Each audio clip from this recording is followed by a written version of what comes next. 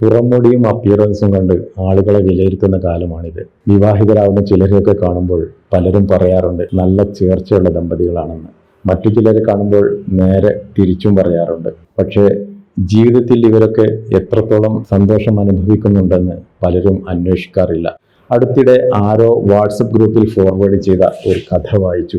അതിങ്ങനെയാണ്: ഒരിക്കൽ ഒരാളുടെ ഭാര്യയ്ക്ക് ഒരു അസുഖം പിടിപെട്ടു.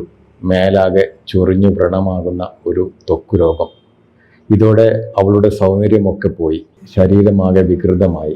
ഇതിനിടയിൽ അവളുടെ ഭർത്താവിന് ഒരു കണ്ണുരോഗം പിടിപെട്ടു. ഭർത്താവിൻ്റെ കാഴ്ച നഷ്ടപ്പെട്ടു. എങ്കിലും അവർ പരസ്പരം സ്നേഹിച്ചും സഹായിച്ചും സന്തോഷത്തോടെ ജീവിച്ചു. അങ്ങനെ ദിവസങ്ങൾ കടന്നുപോയി. ഇതിനിടയിൽ ഭാര്യയുടെ അസുഖം കൂടിക്കൂടി വരികയും മറ്റുള്ളവർ കാണാൻ ഇഷ്ടപ്പെടാത്ത വിധം അവൾ പിരൂപ്പിയായി മാറുകയും ചെയ്തു. കണ്ണിന് കാഴ്ചയില്ലാത്തതിനാൽ അവളുടെ ഭർത്താവ് ഇതൊന്നും അറിഞ്ഞിരുന്നില്ല. അയാൾ അവളോട് സ്നേഹത്തോടെ പെരുമാറി. അവരുടെ ജീവിതം സന്തോഷത്തോടെ മുന്നോട്ട് നീങ്ങി. എന്നാൽ അധിക നാൾ കഴിയും മുമ്പ് അയാളുടെ ഭാര്യ മരണപ്പെട്ടു. ഇതോടെ അയാൾ അതീവ ദുഃഖിതനായി. ഭാര്യയുടെ അന്ത്യകർമ്മങ്ങളെല്ലാം കഴിഞ്ഞ് ഒരു ദിവസം അയാൾ ആ വീട് വിട്ടു പോകാൻ ഒരുങ്ങി. ഇത് കണ്ടപ്പോൾ അടുത്ത വീട്ടുകാരിൽ ഒരാൾ ചോദിച്ചു, കണ്ണിന് കാഴ്ചയില്ലാത്ത താങ്കൾ എങ്ങോട്ടാണ് ഒറ്റയ്ക്ക് പോകുന്നത്? അപ്പോൾ അയാൾ വിതുമ്പിക്കൊണ്ട് പറഞ്ഞു, ആര് പറഞ്ഞു സുഹൃത്തെ എനിക്ക് കണ്ണിന് കാഴ്ചയില്ലെന്ന്? എനിക്കെല്ലാം കാണാൻ കഴിയും. ഞാൻ ഇതുവരെ അന്ധനായി അഭിനയിക്കുകയായിരുന്നു. മറ്റുള്ളവർ കാണാനും അറിയാനും ഇഷ്ടപ്പെടാത്ത ഒരു രോഗവുമായി എൻ്റെ ഭാര്യ ഇത്രയും കാലം വേദനകൾ സഹിച്ച് ജീവിച്ചു. എനിക്ക് കാഴ്ചയുണ്ടെന്നും വെറുപ്പുണ്ടാക്കുന്ന അവളുടെ രോഗം ഞാൻ കാണുന്നുണ്ടെന്നും അവൾ അറിഞ്ഞാൽ ആ അറിവായിരിക്കും അവളുടെ ശരീരത്തിൻ്റെ വേദനയേക്കാൾ അവളുടെ മനസ്സിനെ ഏറെ വേദനിപ്പിക്കുക.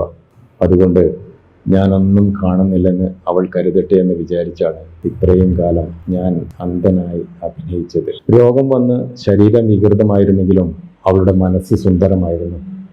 ശരീര സൗന്ദര്യത്തെക്കാൾ മനസ്സിൻ്റെ സൗന്ദര്യമാണ് വലുതെന്ന് ഞാൻ മനസ്സിലാക്കി. അതുകൊണ്ട് അവളുടെ കൂടെ സന്തോഷത്തോടെ ജീവിക്കാൻ എനിക്ക് സാധിച്ചു. അവളില്ലാത്ത ഈ വീട്ടിൽ എനിക്കിനി ഒറ്റയ്ക്ക് ജീവിക്കാൻ കഴിയില്ല. അതുകൊണ്ട് ഞാൻ പോകുന്നു. അതും പറഞ്ഞ് അയാൾ ഇറങ്ങിപ്പോയി എന്നാണ് കഥ. എത്ര കുറ്റങ്ങളും കുറവുകളും ഉണ്ടെങ്കിലും കൂടെയുള്ളവർ നഷ്ടപ്പെടുമ്പോഴാണ് അവരുടെ വില നാം അറിയുക. അവരവരുടെ റോളുകളിൽ ഓരോരുത്തരും പ്രാധാന്യമുള്ളവർ തന്നെയാണ്. അതുകൊണ്ട് ആരെയും വില കുറച്ച് കാണാതിരിക്കുക. ഒരുമിച്ച് ജീവിക്കുമ്പോൾ കുറവുകളും പോരായ്മകളും പറഞ്ഞ് പരസ്പരം വേദനിപ്പിക്കാതിരിക്കുക. അപ്പോൾ കുടുംബജീവിതം കുറെ കൂടി മനോഹരമാകും.